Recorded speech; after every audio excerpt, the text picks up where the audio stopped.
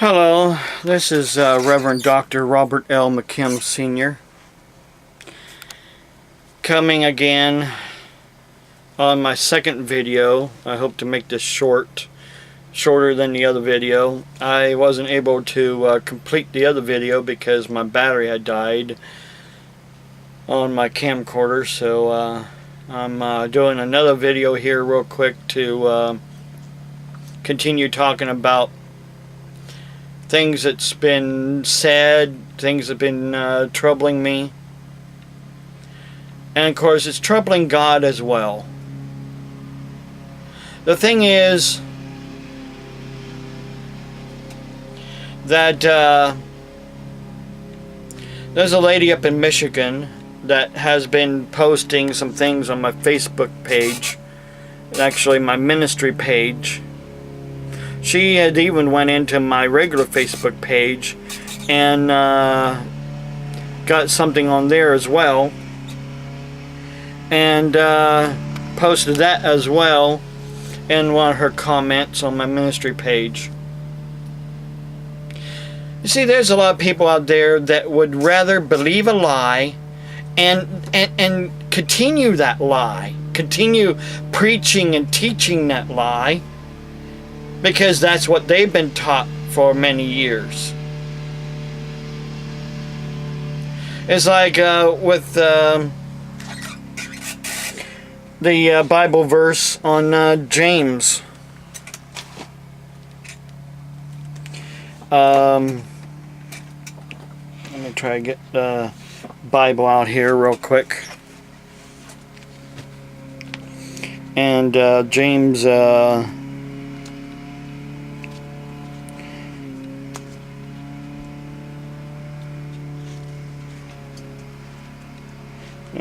I'm looking for it here. Hang on a minute.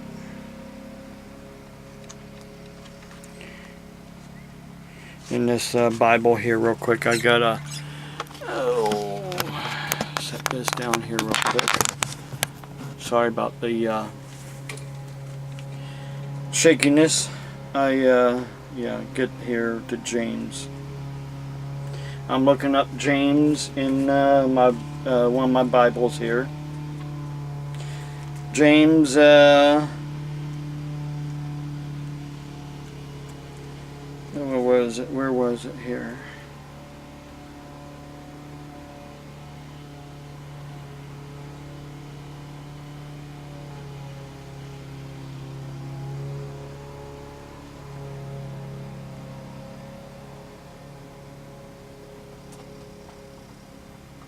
Okay, here's what I was wanting to get across too. And James 4.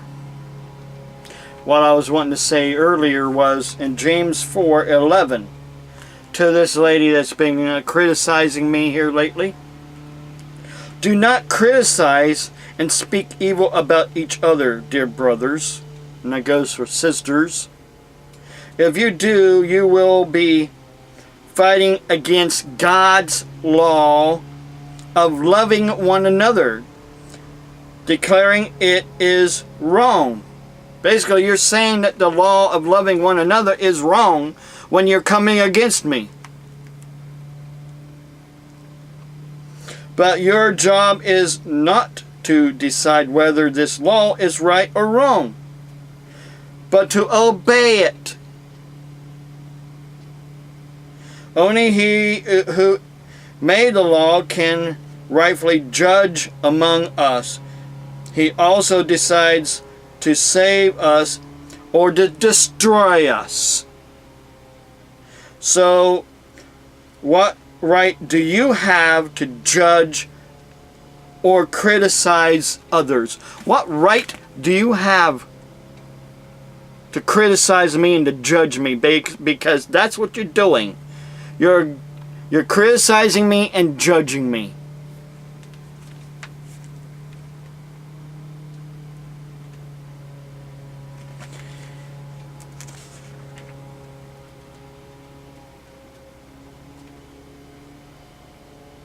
Actually, that was second Thessalonians.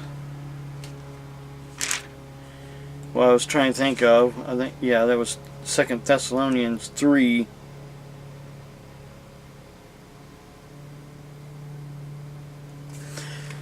Second Thessalonians 3, because this is the Bible verse that she quoted, and many other people like to quote totally out of context. And here's what it says in the Living Bible. The Living Bible. We never accepted food from anyone without paying for it. We worked hard day and night for the money we needed to live on in order that we would not be a burden to any of you. Now, it goes on, you got to read before it, you got to read after it, because after that, it goes on and says, it wasn't that we didn't have the right to ask you to feed us, but we wanted to show you firsthand how you should work for your living. Even while we were still there with you, we gave you this rule. He who does not work shall not eat. Yet hear that someone of you living in laziness, refusing to work, and wasting your time in gossiping. In the name of the Lord Jesus Christ, we appeal to such people. We command them to quiet down and get to work and earn their own living. The thing is, people, this is also this verse of scriptures. These verse of scriptures does not have anything to do with the sick or the lame or the crippled. If you're sick, if you're lame, and if you're crippled, how are you going to work? How are you going to get out and work like it's expected of you? A lot of people think, and even this person thinks, that I should get a job at Walmart as a greeter. Well, guess what? They did away with greeters at Walmart. That goes to show her intellect. She's not so smart, is she? Makes me so sick when people think that they're so smart that they don't know nothing. When it comes right down to it. They tell somebody, go get a job here, go get a job there. Well, those jobs don't exist no more. Where have they been? On their computers, trying to tell other people how to live when it's not their job. Here is the note from my doctor from back in 1997, and it says, I quote, "To whom it may concern, work restrictions. No lifting over 25 pounds. No repetitive bending. No prolonged standing." Basically, how my back and my legs are and my feet. See, I have neuropathy, peripheral neuropathy in my legs, and diabetic neuropathy in my feet. That's nerve damage. Nerve damage. I have nerve damage from having these defects in my lower back that has caused arthritis to set in.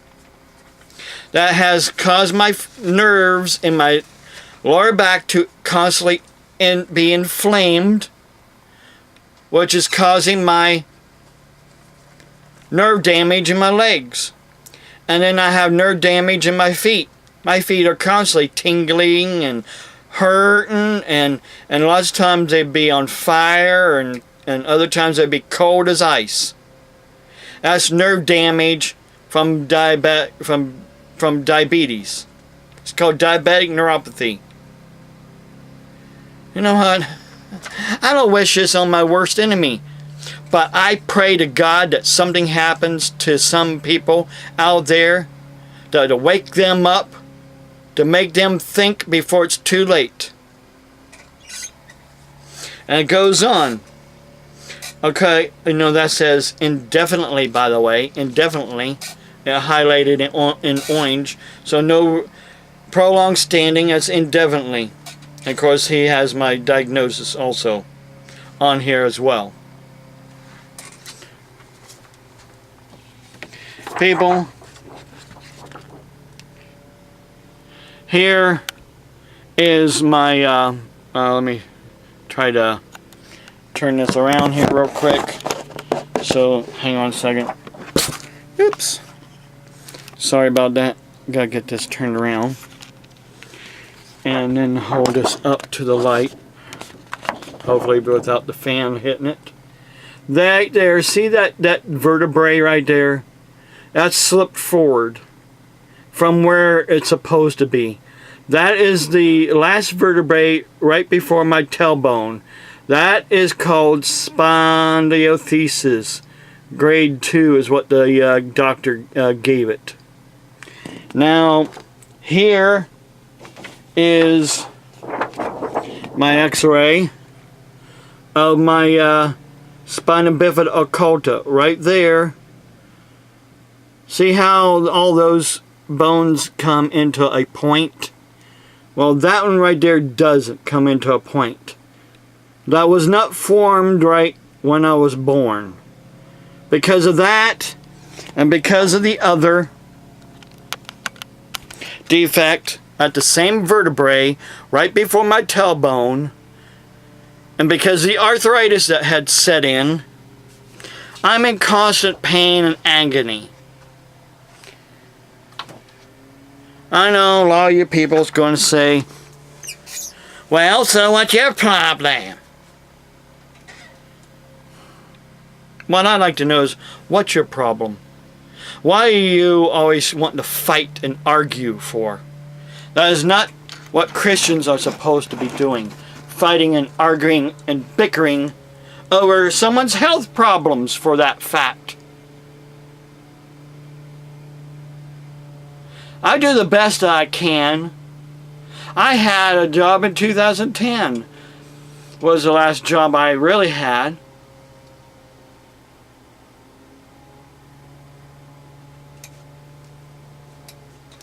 You know what, people? So-called Christians.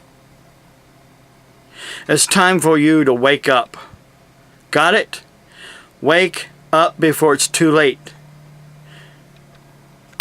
Have a blessed day, and may God bless you.